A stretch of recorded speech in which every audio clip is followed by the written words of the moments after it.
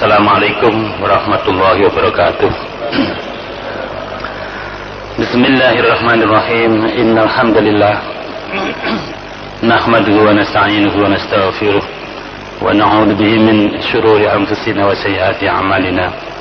May yahdihillahu fala mudilla lahu wa may yudlil fala hadiya lahu. Asyhadu an la ilaha illallah wahdahu la syarika lahu wa asyhadu anna Muhammadan 'abduhu wa rasuluhu la nabiyya ba'da. Allahumma salli wa sallim ala Muhammad wa ala alihi wa ashabihi wa mawala. Amma ba'du, ma'asyiral muslimin rahimakumullah.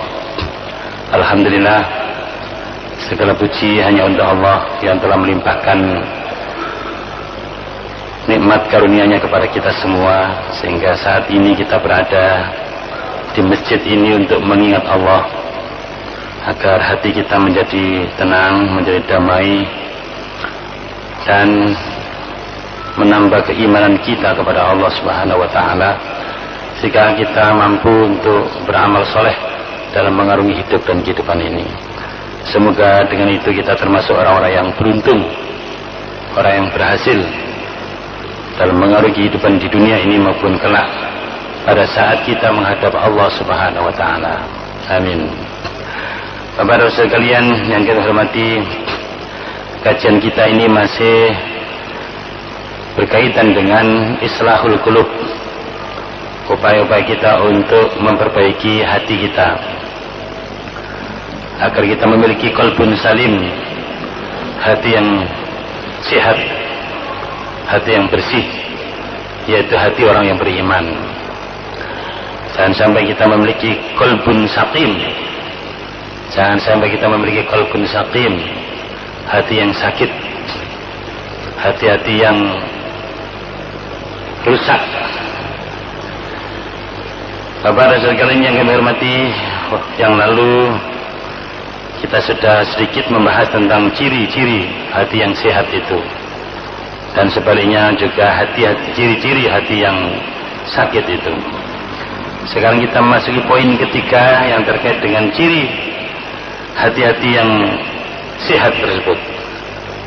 Hati yang sehat pada poin yang ketiga ini, dia akan ijabatu ta'watil iman wa hubbul izdiyadi min.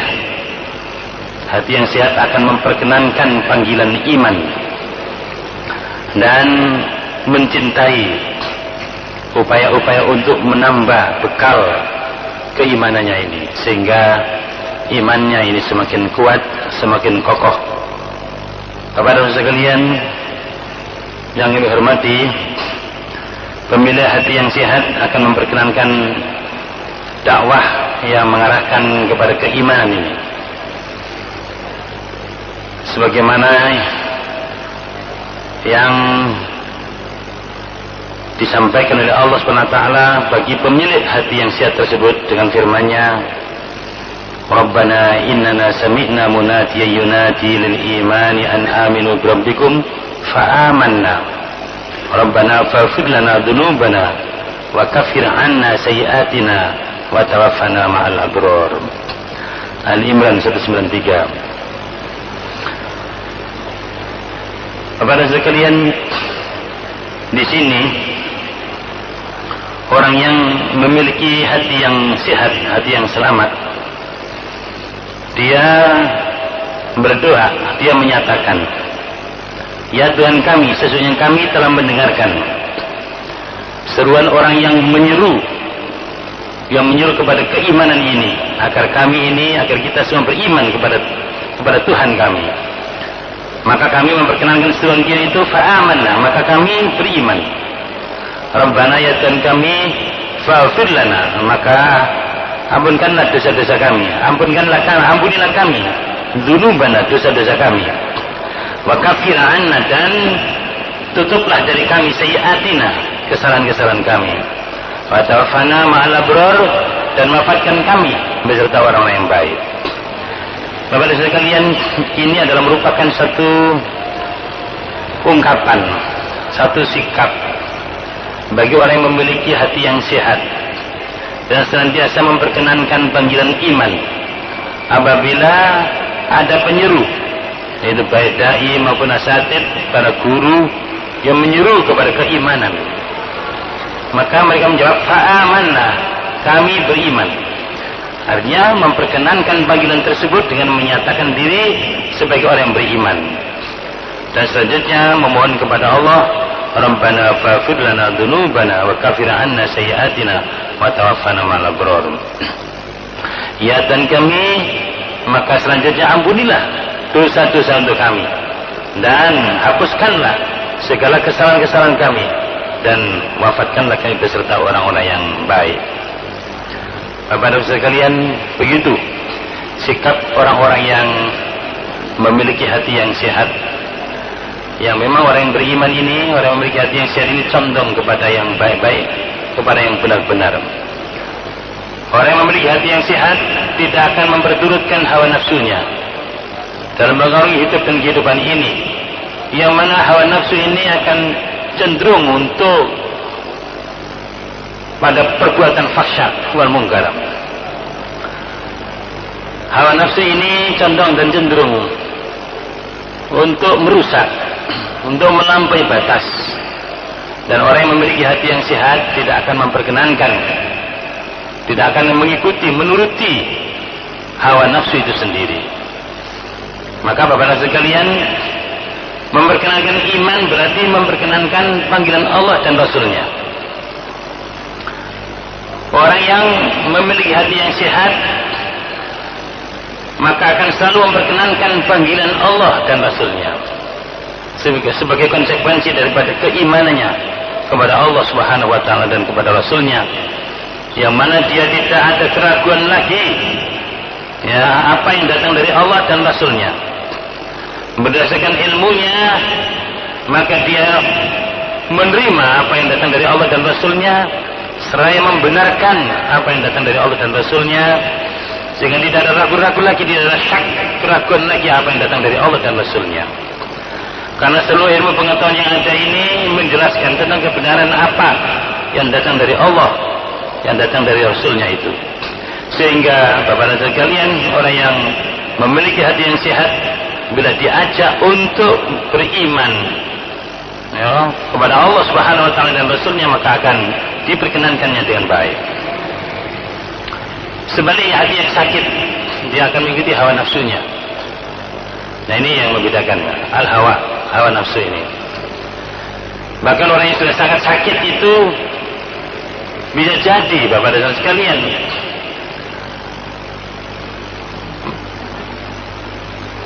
sudah menyatakan atas nama Allah, tetapi sebenarnya untuk keperluan atau kepentingan hawa nafsunya. Dan itu yang dilakukan oleh orang-orang Yahudi. Orang-orang Yahudi ini orang-orang yang tahu kebenaran, tahu persoalan iman itu. Tetapi Bapak dan sekalian, orang-orang Yahudi itu selalu mengikuti hawa nafsunya. Ya, kebenaran itu tidak dilaksanakan. Apa yang datang dari Allah dan Rasulnya itu dicampakkan, dilemparkan ke belakang. Dan dia mengikuti hawa nafsunya. Bahkan dia berusaha, kalau sekiranya Allah dan Rasulnya itu mengikuti hawa nafsunya. Nah ini ya, nah inilah maka kerjanya orang Yahudi adalah mengubah apa yang datang dari Allah dan Rasulnya itu. Dan dikatakan ini datang dari Allah, padahal itu semuanya adalah karena kemauan hawa nafsunya itu sendiri. Maka orang Yahudi ini dimasukkan dalam kategori al-maghdub, orang yang terkutuk. Karena orang yang tahu tetapi tidak mau tahu, orang yang mengerti tetapi tidak mau melaksanakan, bahkan memusuhi orang-orang yang melaksanakan kebenaran itu sendiri. Nah ini Bapak dan sekalian, jadi pengikut hawa nafsu kalau sudah parah, maka seperti itu keberadaannya.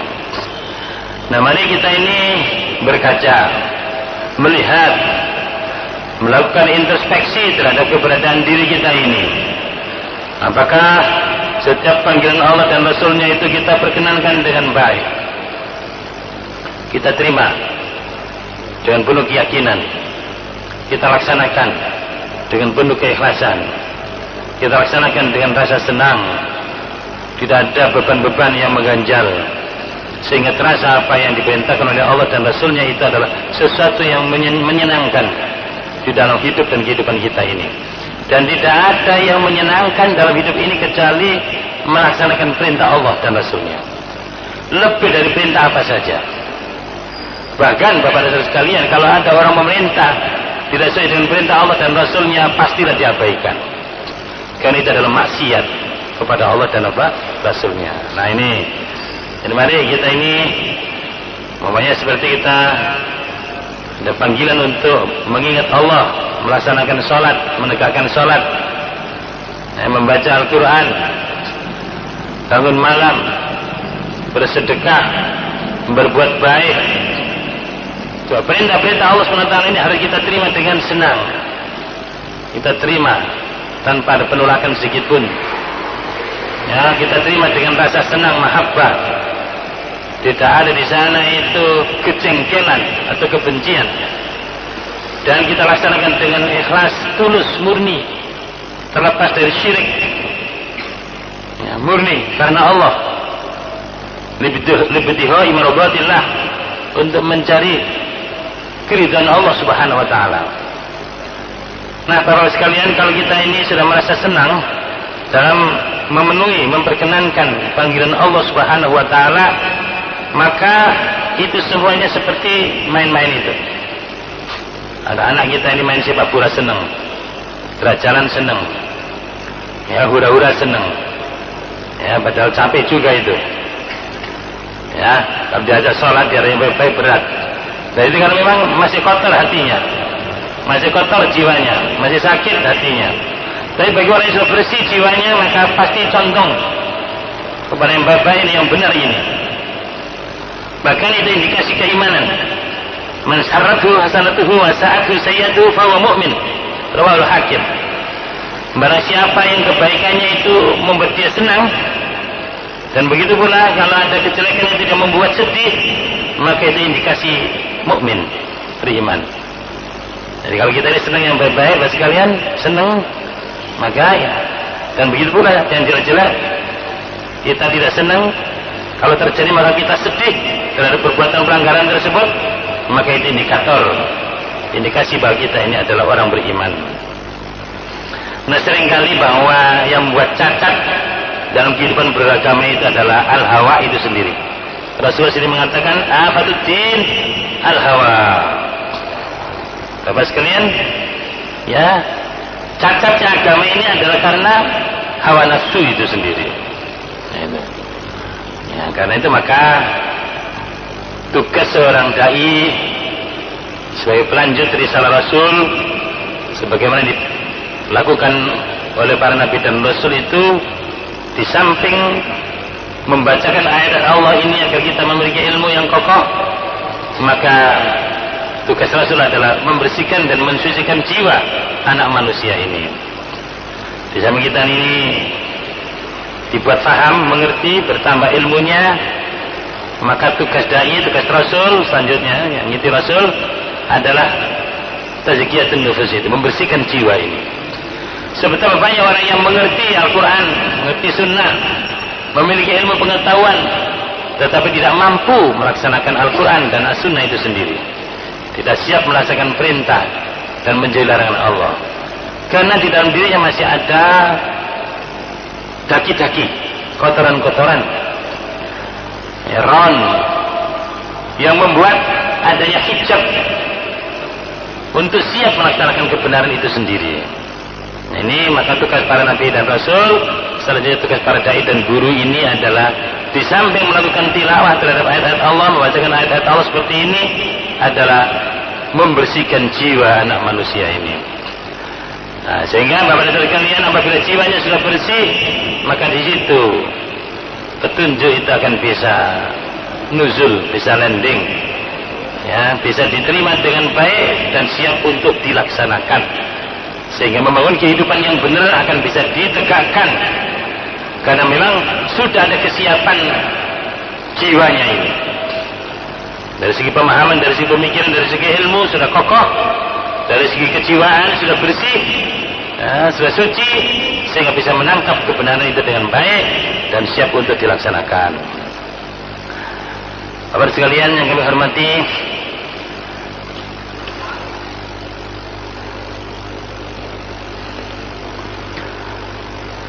Orang-orang beriman ini senantiasa mencintai sebuah upaya-upaya untuk meningkatkan bekal keimanannya,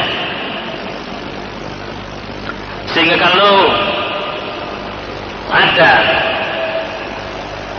upaya-upaya untuk menambah sebuah perintah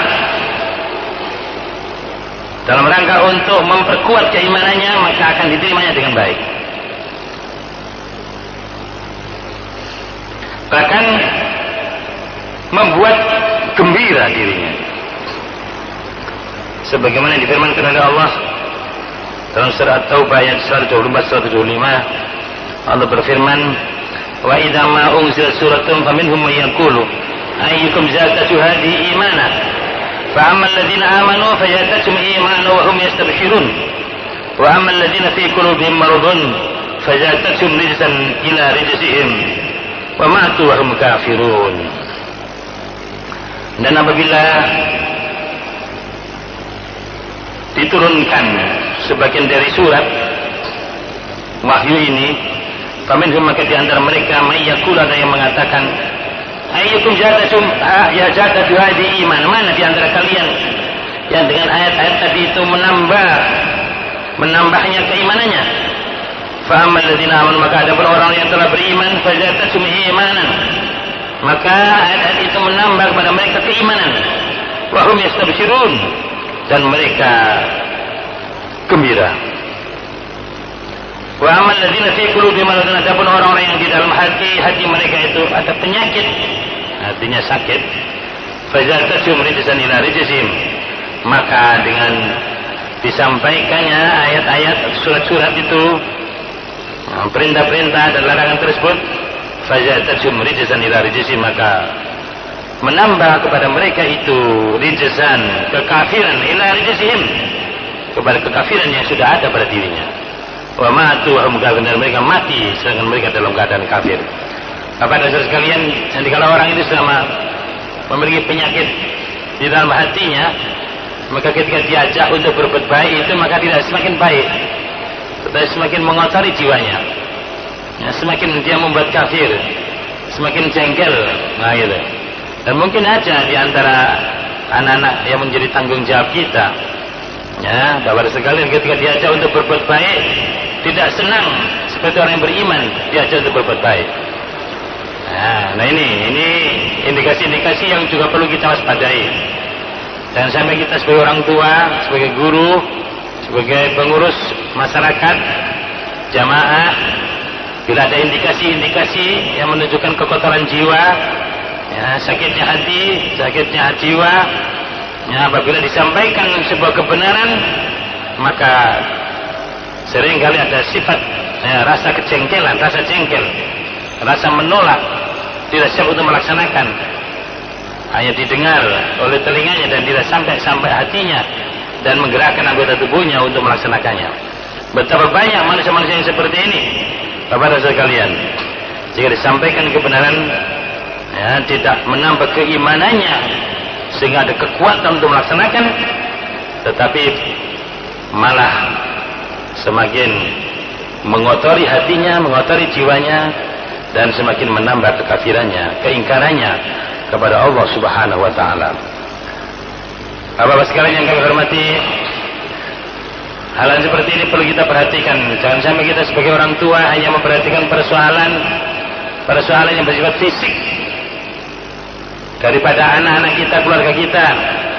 Kita hanya disibukkan bagaimana apa yang dimakan hari ini, ya, bagaimana nasibnya nanti, pekerjaan apa yang bisa kita siapkan untuk anak kita.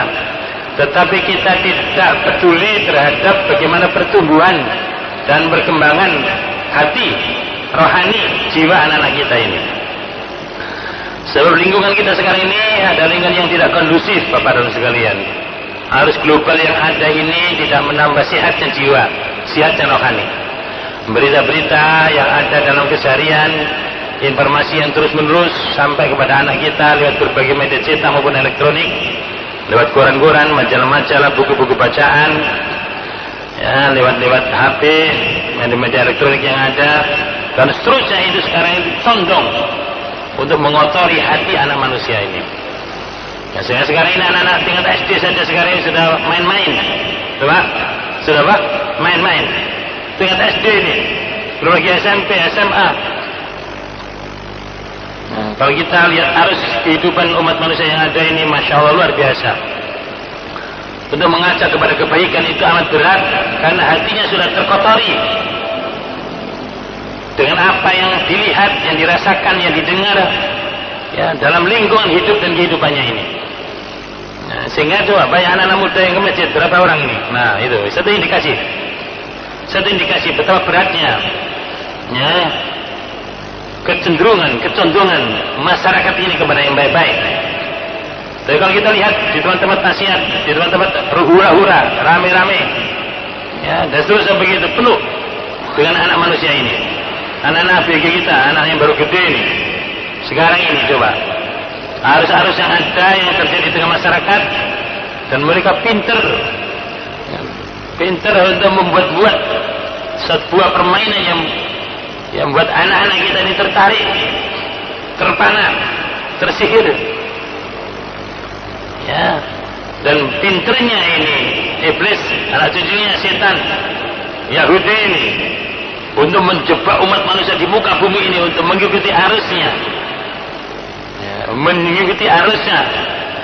ya, menjadi pengikut-pengikutnya ini. Ya, bagi yang tua, bagaimana caranya untuk menarik orang-orang tua, yang muda bagaimana, begitu. Yang anak-anak bagaimana, yang wanita bagaimana. Mereka lihai dalam mempengaruhi, dalam menjebak, dalam menciptakan arus, sehingga tidak terasa kita ini sudah berada di dalam arus mereka itu semua. Sehingga Bapak-Ibu sekalian, wajar saja hati ini semakin rusak, semakin sakit, tetapi tidak dirasa. Tetapi kalau kita memahami indikasi seperti ini, kita memiliki isu analitis istilahnya, untuk melihat, hati anak kita ini sudah sakit, hati masyarakat ini sudah sakit, hati pemerintah sudah sakit. Itu bisa melihat dari mana? Dari informasi dari langit ini, dari ayat-ayat Allah ini. Nah, dari ayat-ayat Allah ini. Jadi kalau umat manusia ini sudah berat untuk diajak kepada kebaikan, maka itu adalah hati yang sakit. Dan untuk memperbaiki hati yang sakit itu bukan pekerjaan yang gampang, Bapak-Ibu sekalian. Berbeda kalau liver sakit itu, ganti liver bisa. Nah, ya, beda kalau tubuhnya, fisiknya yang sakit. Sekarang ilmu pengetahuan untuk medis ini sudah berkembang pesat sedemikian rupa. Kalau fisiknya sakit, mudahlah untuk mengobatinya.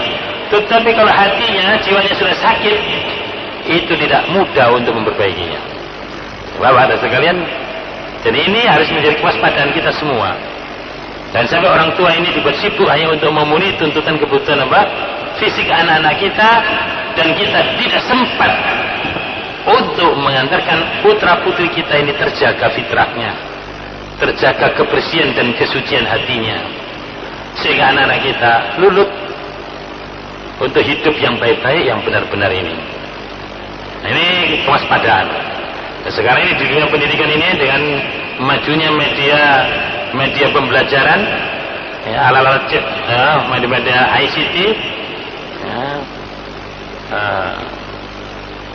media informasi, Bapak dan Ibu sekalian, sekarang ini sudah luar biasa. Semakin transparan istilahnya.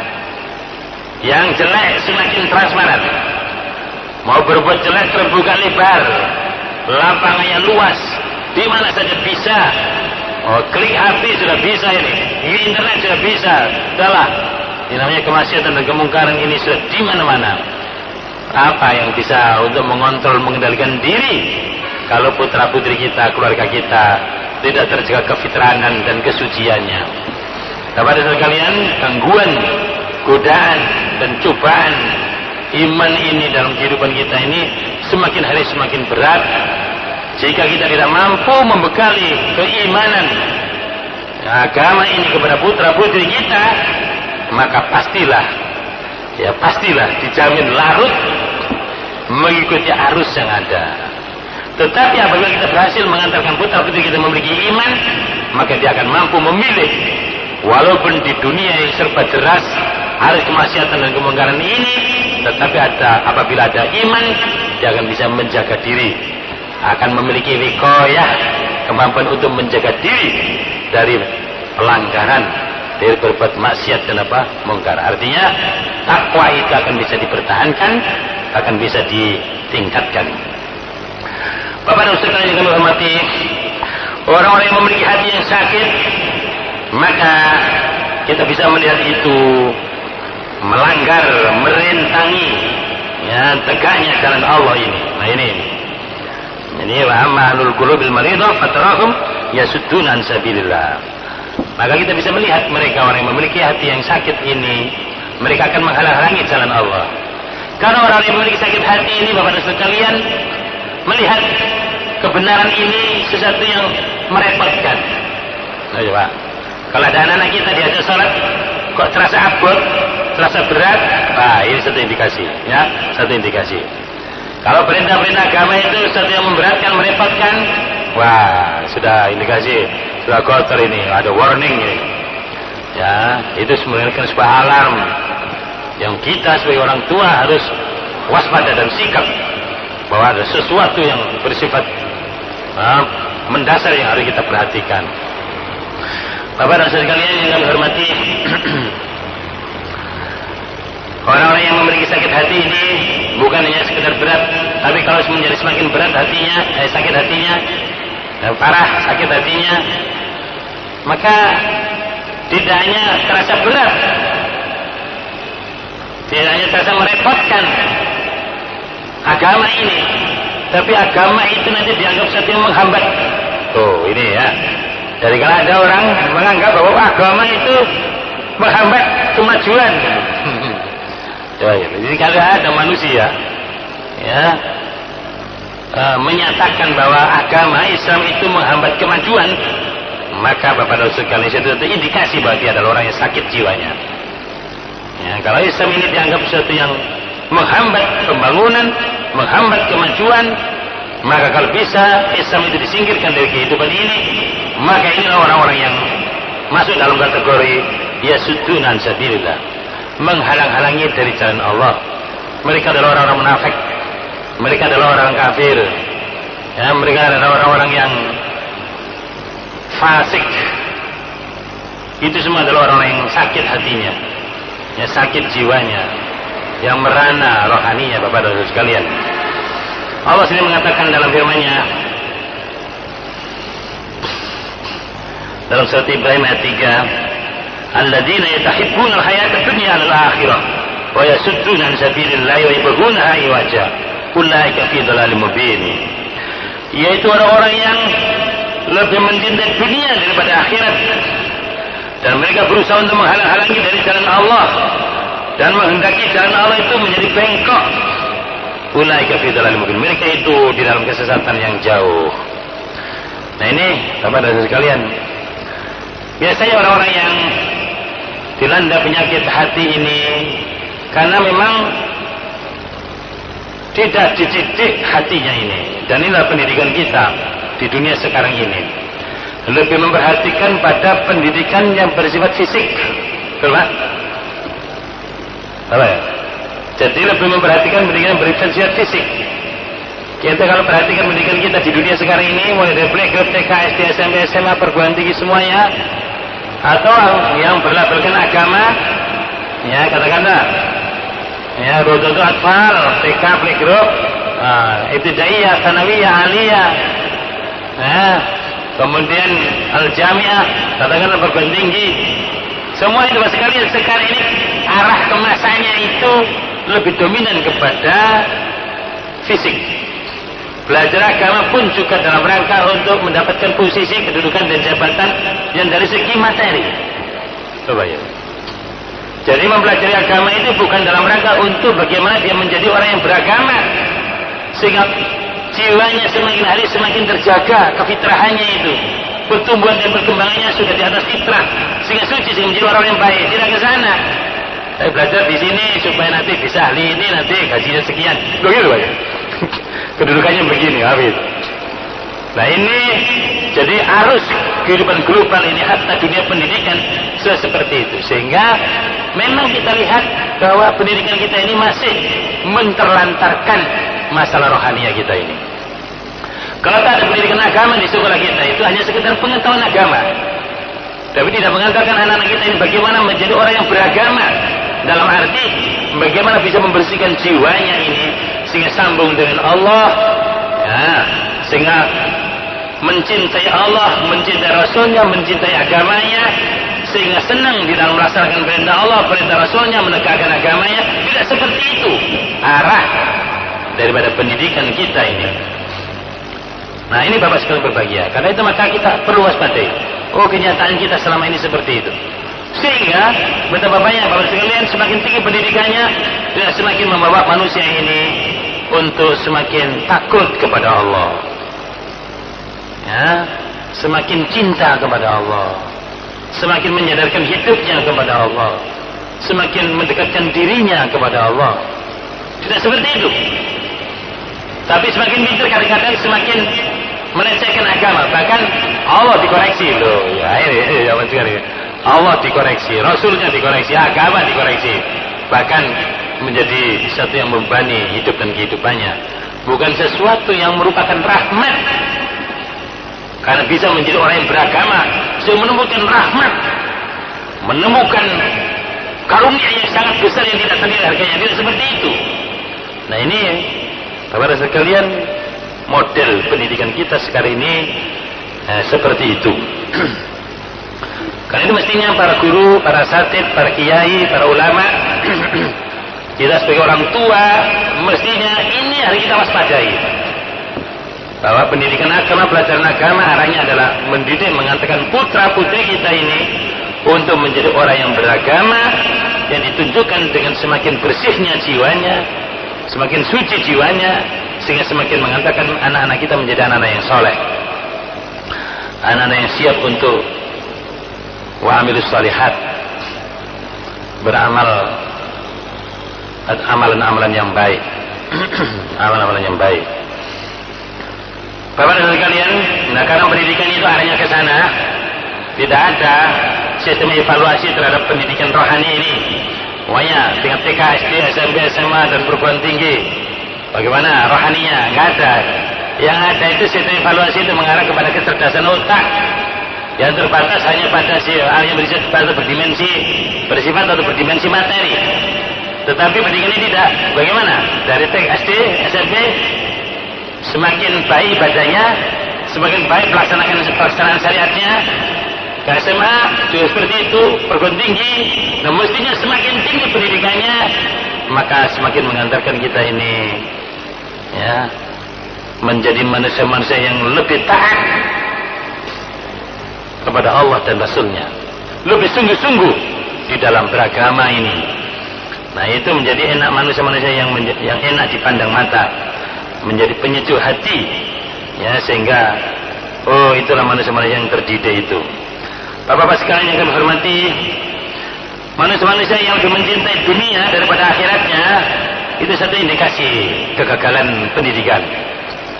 Jadi kalau manusia itu orientasi dunia yang lebih kental, kemudian mengorbankan akhiratnya, sehingga dia tidak takut dalam melakukan pelanggaran, ya, katakan KKN, korupsi, kolusi, nepotisme, atau mungkin menyogok, ya, riswah, ya, dan seterusnya begitu. Itu kok semakin hari semakin menjadi ini karena mereka lebih mencintai kehidupan dunia daripada kehidupan akhirat. Tidak sadar bahwa kita akan kembali kepada Allah, kita akan menemui akhirat sebagai kehidupan yang kekal, yang merupakan akibat implikasi dari kehidupan kita di dunia ini. Bahwa seluruh perbuatan kita ini punya implikasi pada baik dan tidaknya kita hidup di akhirat nanti. Nah, orang yang mengabaikan akhirat, mementingkan dunianya, maka seringkali mereka itu menghalang-halangi kebenaran, menghalangi jalan dari jalan Allah ini, bahkan supaya bengkok jalan yang lurus itu menjadi bengkok. Karena dengan itu dia bisa berbuat pelanggaran, bisa korupsi, kolusi, bisa nepotis, bisa macam-macam. Nah, ini ya sekalian, maka orang yang seperti itu adalah ulaika fi dhalalim ba'id. Mereka itu berada di dalam kesesatan yang jauh. Bapak dan sekalian, kita lihat orang-orang yang memiliki hati yang sehat, selalu berpikir tentang dirinya, tentang penciptaan langit dan bumi ini, tentang petunjuk yang datang kepada mereka dari Tuhannya, yang membuat mereka itu sadar akan adanya hikmah yang besar dalam kehidupannya.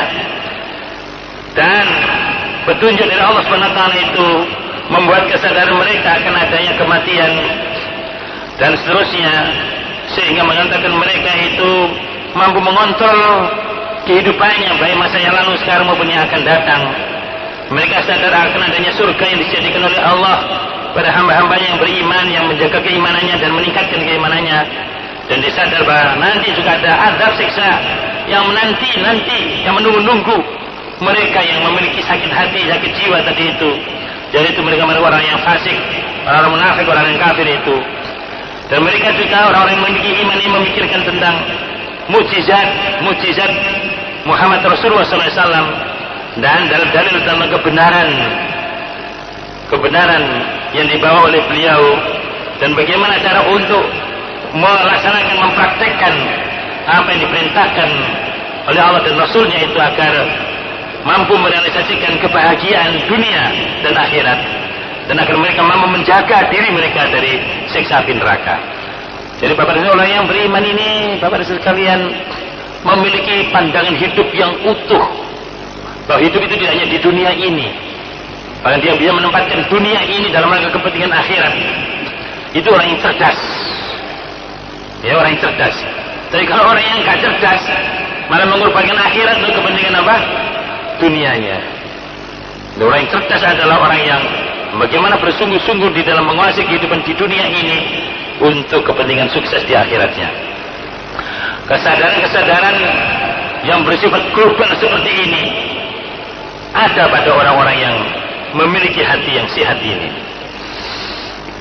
Bapak dan sekalian, bahkan kesadaran yang seperti itu mampu mengontrol, mengendalikan dirinya ini untuk tidak menyimpang karena kewaspadaannya, karena takutnya kepada siksa api neraka.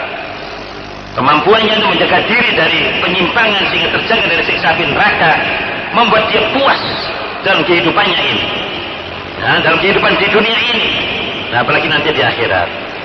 Sebagaimana firman Allah Al-Imran ayat 191, Allah mengatakan alladzina yadhkuruna Allah qiyaman wa qu'udan wa 'ala junubihim wa yatafakkaruna fi khalqis samawati wal ardh rabbana ma khalaqta hadza batila subhanaka faqina adzabannar. Para sekalian dikatakan ulul albab, orang yang cerdas, yang cendekia itu, yang mampu menggunakan akalnya itu adalah orang yang senantiasa mengingat Allah kapan saja, dalam posisi berdiri, dalam posisi duduk, dalam posisi berbaring, serta senantiasa hidup pikirannya itu memikirkan tentang ciptaan langit, penciptaan langit dan bumi ini. Selain berdoa, Rabbana ma khalaqta hadza batila, ya Tuhan kami, Engkau tidak menciptakan ini semuanya sia-sia. Subhanaka ma suci Engkau, faqina adzabannar, maka jauhkanlah kami dari siksa api neraka. Begitu Bapak dan Saudara sekalian, dimensi fikir dan zikirnya terus berjalan, bisa menangkap, memahami ayat-ayat Allah, ayat-ayat kauniyah yang ada di alam semesta ini, maupun ayat kauliyah firman Allah yang turun pada para nabi dan rasulnya. Sehingga dengan begitu Bapak dan sekalian, ya, dia bisa memahami kehidupan ini dengan benar. Bahkan kalau dia menyimpang dari ilmu itu sendiri, kalau menyimpang dari Allah dan Rasulnya, berarti dia jahil, berbuat bodoh dalam hidup ini. Tetapi kalau dia istiqomah di jalan kebenaran, di jalan Allah dan Rasulnya, berarti berada di jalan ilmu, ya, di jalan ilmu. Dia menetapi keilmuan yang ada ini. Nah, dan dia akan berada pada Rabbana ma khalaqta hadza batila subhanaka faqina adzabannar. Dia akan hidup dalam kehidupan yang penuh makna, penuh arti, tidak sia-sia dan terlepas dari penyimpangan dari siksa api neraka. Sehingga keberadaan orang yang beriman seperti ini, kerjanya adalah selalu berbuat baik, menciptakan kebaikan, membangun kebaikan, memberikan manfaat, menciptakan nilai tambah. Dan inilah yang namanya bapak pembangunan itu. Jadi Bapak sekalian, baru dikatakan bapak pembangunan apabila kita istiqomah di jalan yang benar ini, karena kita mampu memfungsikan pikiran kita maupun hati kita. Kita bisa memfungsikan dimensi pikir kita maupun zikir kita kita bisa menghidupkan ayat-ayat yang ada di alam semesta ini, ayat-ayat kauniyah yang ada ini, maupun ayat-ayat kauliyah firman Allah yang nuzul pada para nabi dan rasulnya. Sehingga orang seperti ini yang terjaga, Bapak-Bapak sekalian. Orang ini yang terjaga. Tetapi orang kafir, mereka mengabaikan ya pendengaran-pendengaran mereka, penglihatan mereka, akal mereka. Mereka diberi pendengaran, penglihatan dan hati nurani, tetapi tidak difungsikan. Memiliki pendengaran tidak digunakan untuk mendengarkan ayat-ayat Allah. Memiliki penglihatan tidak digunakan untuk melihat ayat-ayat Allah. Memiliki hati tidak digunakan untuk memahami ayat-ayat Allah. Mereka itu kayak ternak, bahkan lebih sesat, lebih bingung daripada binatang ternak. Ya, orang-orang kafir ini mengabaikan potensi yang ada dalam dirinya, yang berupa akal tadi itu, pendengaran itu. Ya, dari apa yang diciptakan oleh Allah, yang berupa pemikirannya, sehingga mereka tidak sadar-sadar juga, kecuali nanti pada hari di mana mereka baru menyesal. Yauma yandamuna yaumul qiyamah fala ya'tarifuna illa yauma yandamun yaumul qiyamah. Mereka tidak menyesal kecuali pada hari penyesalan, yaitu hari kiamat. Ya, di dunia ini mereka bergelimang dosa dan noda, maksiat, mungkar, keji dan lain sebagainya, dan juga tidak kapok-kapok, nggak kapok-kapok, ada penyesalan. Semakin jadi seperti orang minum air laut, ya ada asin itu. Semakin diminum semakin apa? Dahaga. Nah, ini tempat-tempat kemaksiatan, diskotik, tempat-tempat yang macam-macam itu Bapak sekalian. Dan semakin hari semakin menjadi-jadi, maka mereka tidak menyesali, bahkan semakin senang, semakin bangga. Nanti, ya, yauma yandamun, pada hari penyesalan, itu hari kiamat baru tahu. Sebagaimana yang difirmankan oleh Allah, qalu law kunna nasma'u aw naqilu ma kunna fi ashabis sa'ir fa'tarafu bi dzambihim fasuqan li ashabis sa'ir. Wa qalu, dan mereka mengatakan, law kunna nasma'u, kalau sekiranya kami dulu mendengar, aw naqilu, atau menggunakan akal saya, ma kunna fi ashabis sa'ir, tidaklah kami ini berada di neraka sa'ir. Loh Bapak sekalian, jadi kalau sudah di akhirat, di kiamat, di neraka, baru menyesal, baru getun katanya orang Jawa, ya, oh getun. Fa'tarafu bidzambi, maka baru sadar akan dosa-dosanya. Fasukon, maka jauh dari rahmat Allah lihat habis sa'ir, bagi penghuni neraka sa'ir tersebut. Dan tidak ada artinya lagi kalau sudah di neraka baru apa? Menyesal, ya.